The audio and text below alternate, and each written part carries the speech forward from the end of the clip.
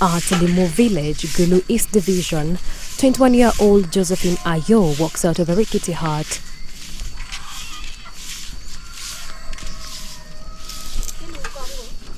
This shabby slum where Ayo resides was built on the ashes of war. When the souls of the fate of the destitute and particularly female war victims touched these desolate grounds, they found this as their new home.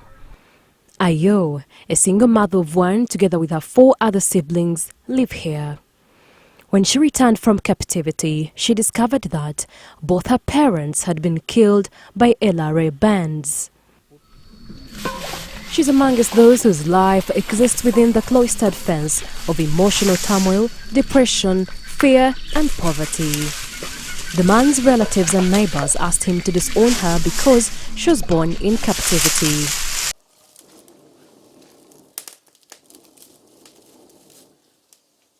Kinley wakes up every day to cook fast food in the morning and takes it to vend on the streets of Gulu city to raise money to fend for themselves. In 1993, Ayo's mother, Regina Acholi, was also still a child at the tender age of 14, was abducted from Lawiadul village, Angangura sub-county in Pader district, but returned 11 years later in 2004 with 2 children, Ayo and her elder sister. Upon return, the welcome in the village was not encouraging after realizing my 2 parents were later killed by the rebels. My brother and uncles asked me to take the 2 children to their father where they belong before I could be embraced into the family. Currently a mother of 5 children, she has previously been shunned as she attempted to get married. Right now I have 5 children, 2 from captivity and 3 with 2 different men. One said marrying me, a former captive, was a bad omen, while the other hated my daughters because of their background, and things could not work out for me due to that. She's not sure whether the father of her 2 children returned from captivity or was killed. The LRA rebellion started in 1987 under the command of Joseph Kony, a young man whose spiritual incarnation in the distant Awere Hills led him to wage a rebellion that by the end of its nearly 2 decades had left a collective scar on the conscience of the country.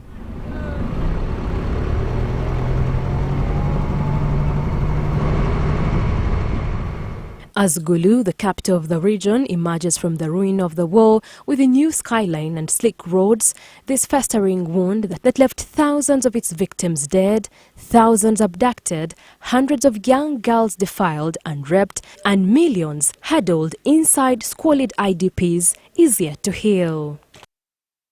Betty Lalam is a former war victim and the proprietor of the Gulu War Affected Training Center.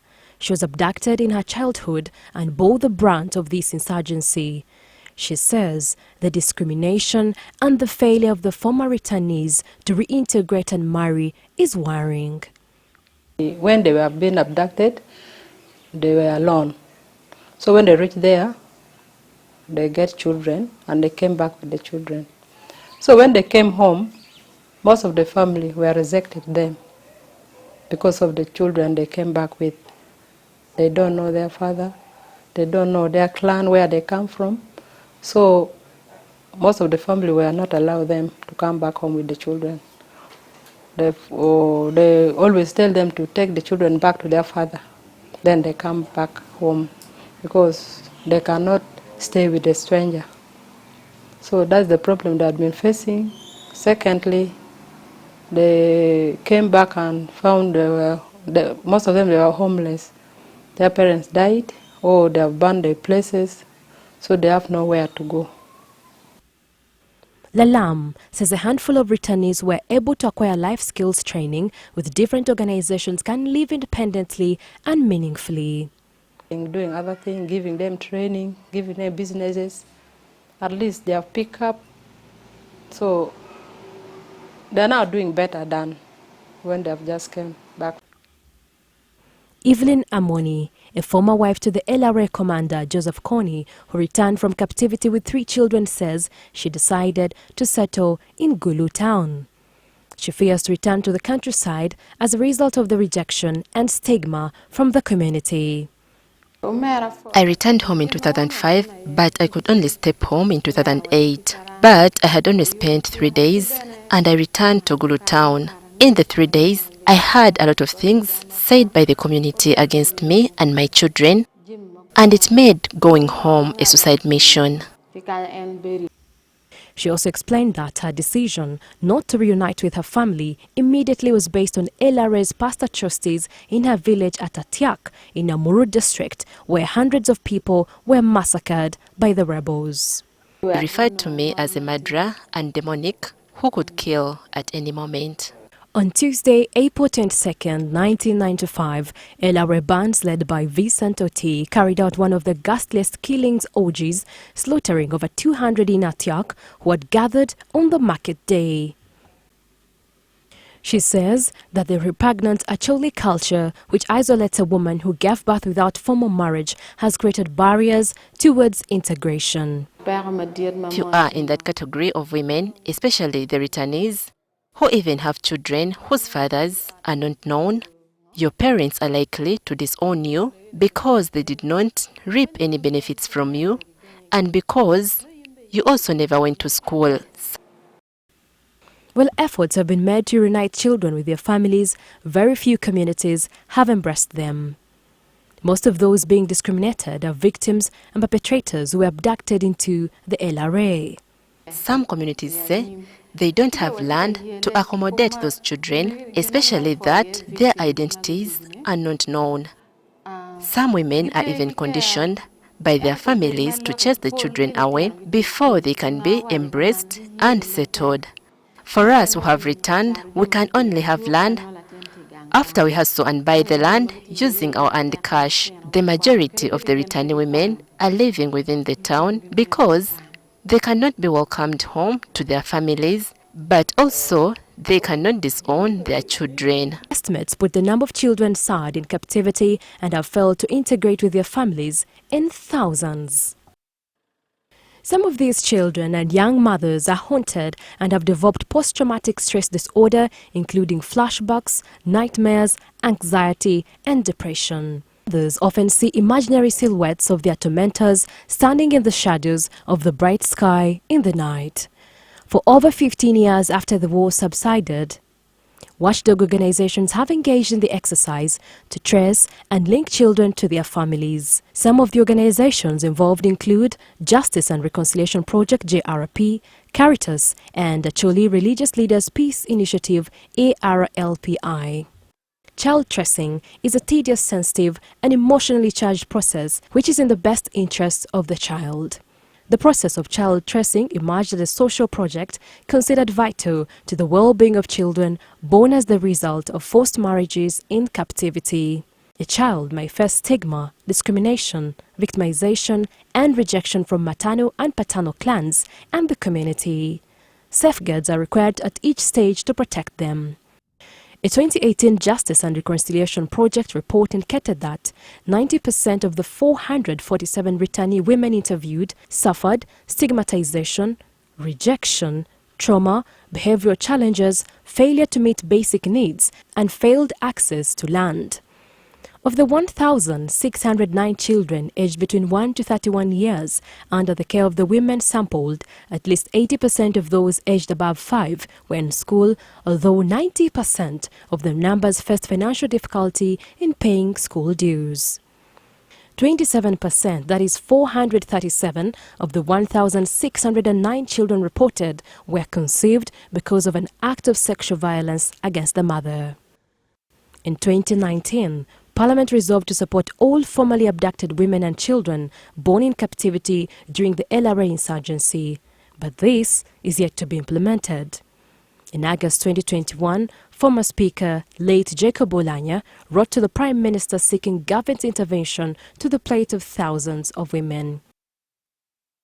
The letter reads in part, and I quote, "War victims and children networking have brought to my attention that the resolution passed by Parliament on 13th February 2019 has never been implemented.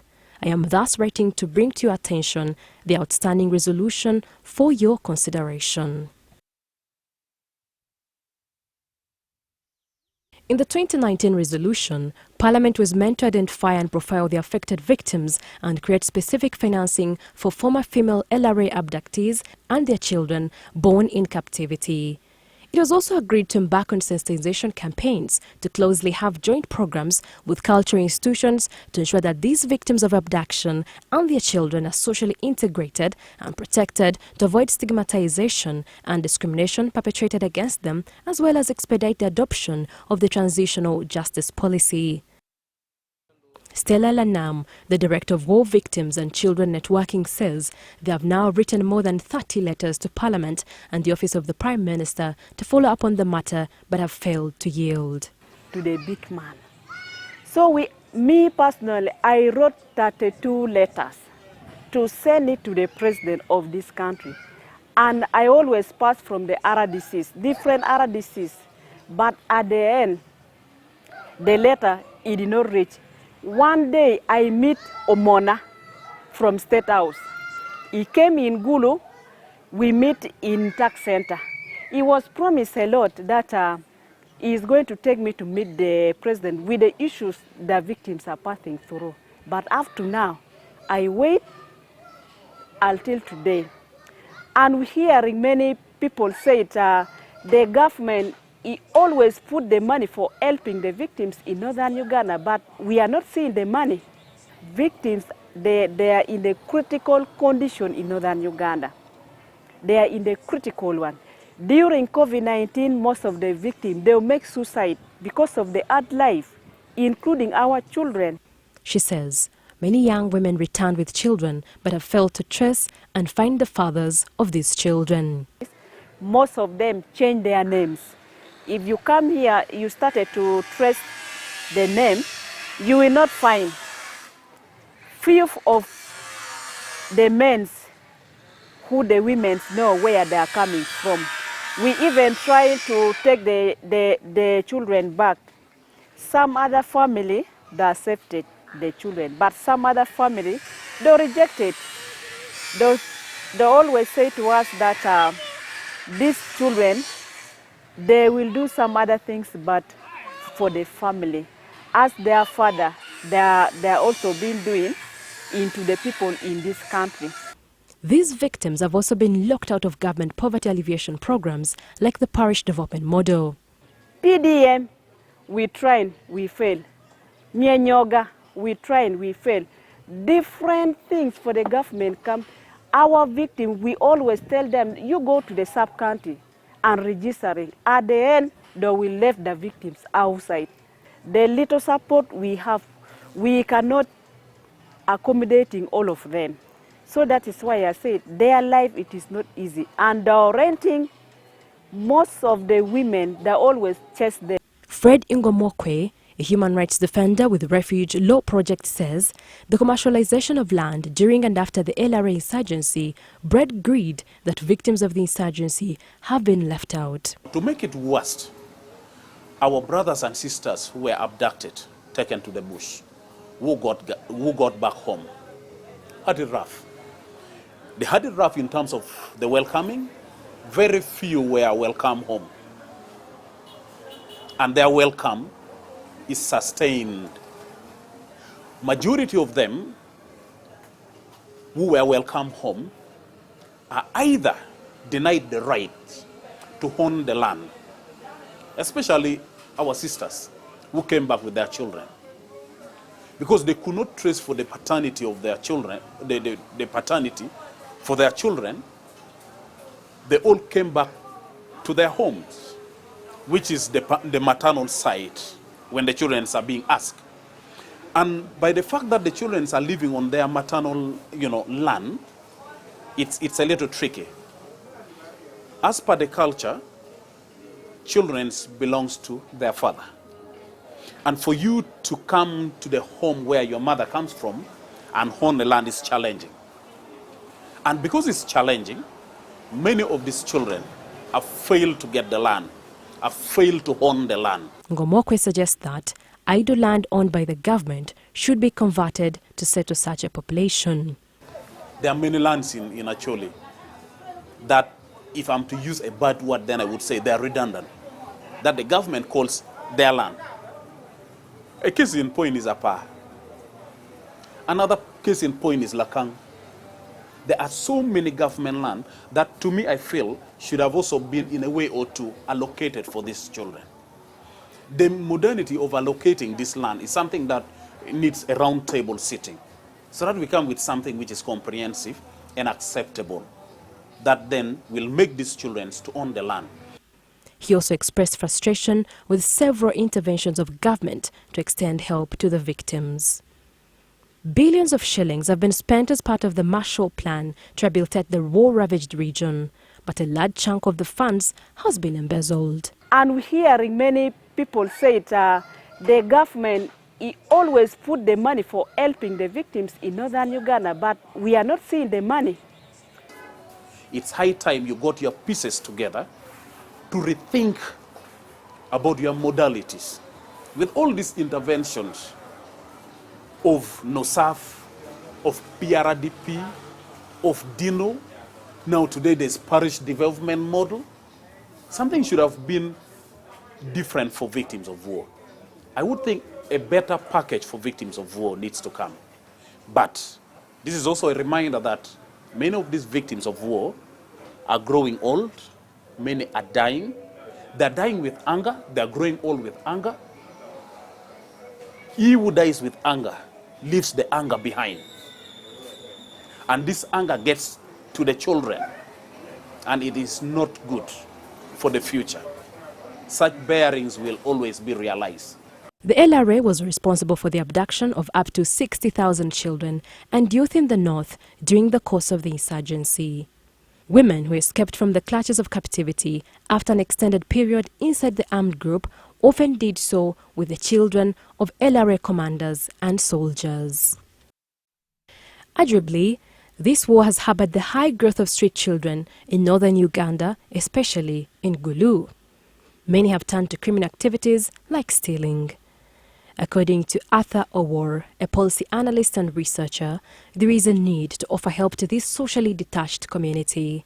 Government, which ought to offer support, has abdicated its role, leaving this to the financially hamstrung humanitarian organizations. There's been a culture now that is emerging, which is NGOization.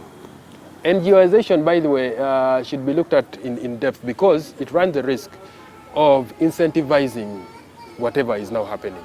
So people go to these centers, get whatever they get, they're back onto the streets. They lose it, they're back into these organizations.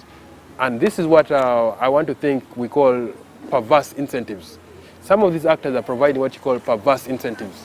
You are incentivizing an activity which you think you're actually getting to address, and you may get it wrong. So we need state actors and non-state actors to sit, reflect, understand what the issues are before you can actually get to intervene.